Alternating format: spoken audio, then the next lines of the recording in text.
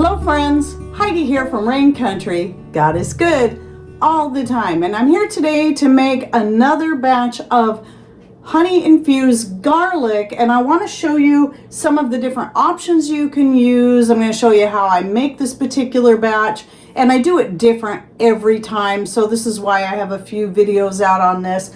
But I just kind of wanted to compile all the ideas into one video and then let you know how you can use it and what it's good for. So first, let's get started on this. Now, when I buy garlic from Costco like this, I usually just stick it in the freezer. And once you do that, the freezing process breaks it down pretty good. So there's no need to crush it or chop it unless you really want to. So in this case, I will simply just fill my jar up all the way with the garlic as is.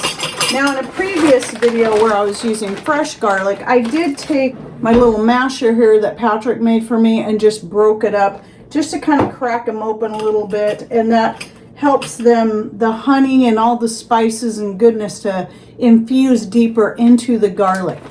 But I have found that freezing it first saves you having to do that step, because even after just a few days, it really absorbs well into the garlic. Well, now that I got that full so I can see how much is in there, I'm going to go ahead and dump half of it out just to make this easier, because usually I will use a ginger powder, but I decided for this one I'm going to go ahead and chop up some fresh ginger to put in there, and I do not bother to peel it. So if you want to use fresh ginger and chop it up, how you choose to chop it, how big you want to chop it, and whether or not you peel it is going to be up to you. But I'm thinking that right there looks like a good amount.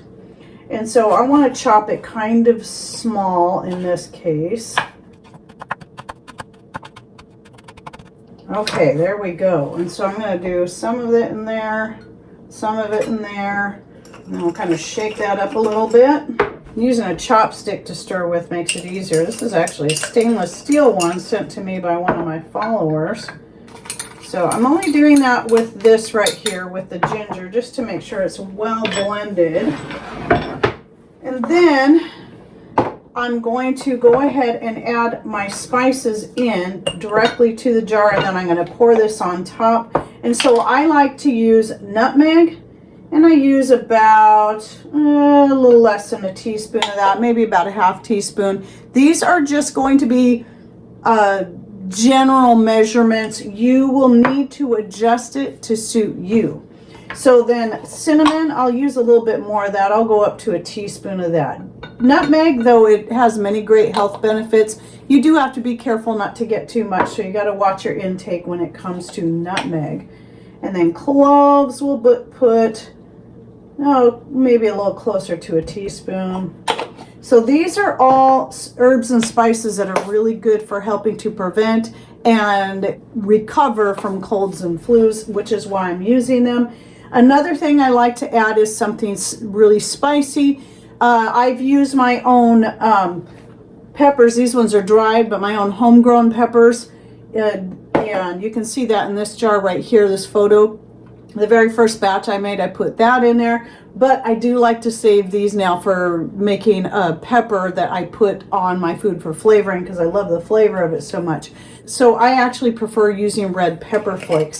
Again, just something it's going to add more vitamin C and more health benefits, and because of the spicy nature of it, you'll need to adjust it to suit you. I'm putting close to a tablespoon in there. Now, horseradish, this is my new favorite ingredient I love to add.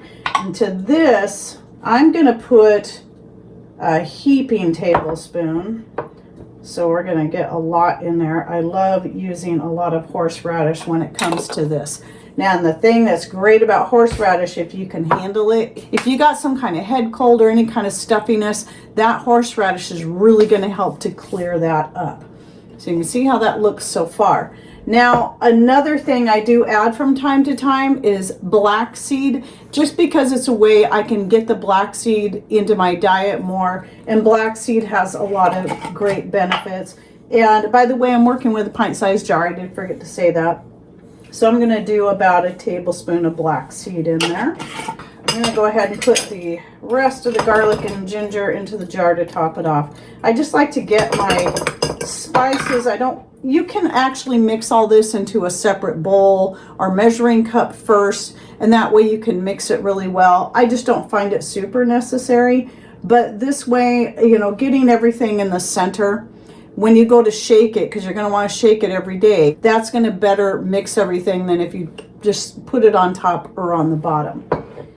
Another option would be, if you want, you can add turmeric or you can add moringa powder, and that again amount will be up to you. A teaspoon to a tablespoon is what I'd recommend for a pint-sized jar. And by the way, in my first video I did add some fermentation starter to it, but I found that's just really not even necessary. You can try to let it ferment if you want. The one thing, honey does ferment well, but too much of any kind of sugar can actually prevent or slow a ferment, and it's not necessary to ferment it in order to preserve it, because the honey itself will act as a natural preservative.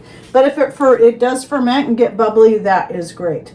Mine doesn't always do that when I bother, and I know that's just because of the honey content.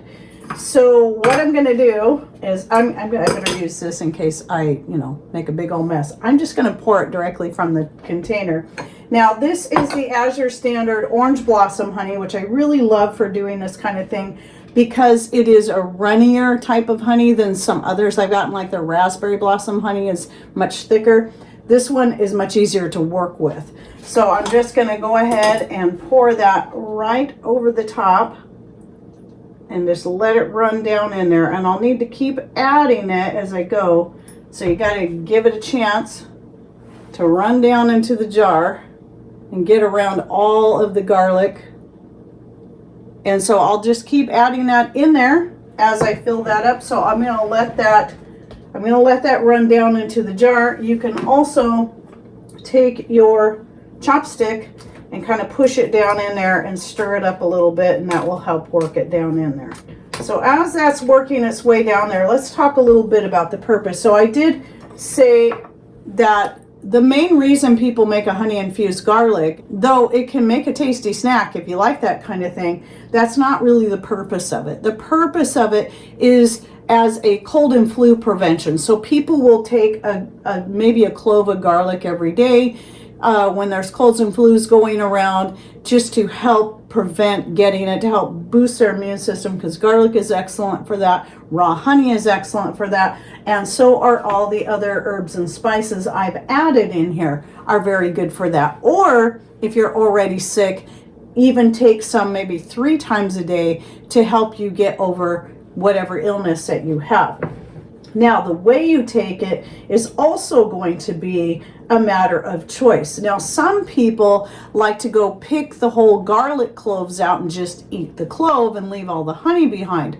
But what I do, because the honey itself is so good for you, and in that honey are all these other herbs and spices that you may have added, like I just did. And if you're just picking out the garlic, you're not getting everything in that honey. And again, the purpose of me making this is to help prevent sickness or to get over sickness. And so when I take it, I take a regular size spoon like this, and I just take a spoonful of it. Depending on the size of the garlic cloves, I might end up with 2 or 3 in there, but I'm also getting the honey, the spices, the black seed, the horseradish, and so on. And then I'll take a spoonful of that once a day to help prevent getting sick. And then if I am sick, I might take 2 to 3 of these per day, spreading it out through the day. So morning, noon, and evening before I go to bed. And adding the horseradish was just the perfect boost that I needed for this. Now here's what you'll find, especially if you froze your garlic initially, there's going to be moisture in the garlic anyway. So as your infusion sits, what's going to happen is it's going to become, even if you use a really thick honey, it's going to become more runny and easier to blend. And that's why it's a good idea to check it every day, maybe even a couple of times a day, and then just shake it up really good. I'm probably still going to be adding more, but I want to just let that sit for a while. And for now, I'll go ahead and put the lid on there. And then I'll just keep coming back and shaking it or stirring it as needed. So right now everything looks kind of, I got honey all over the outside of the jar and everything looks a little clumpy. But again, as this sits and it starts infusing, and it infuses both ways. The garlic infuses into the honey and the honey into the garlic. Again, another reason why you should eat that honey too, because it's going to have the garlic in it. Then yeah, I'll just be able to start shaking it every day. And then you're going to want to leave that for at least 3 days for a good infusion. You can just leave it on your counter, which I recommend, where you can see it, and remember to shake it every day, 2 or 3 times a day as if necessary.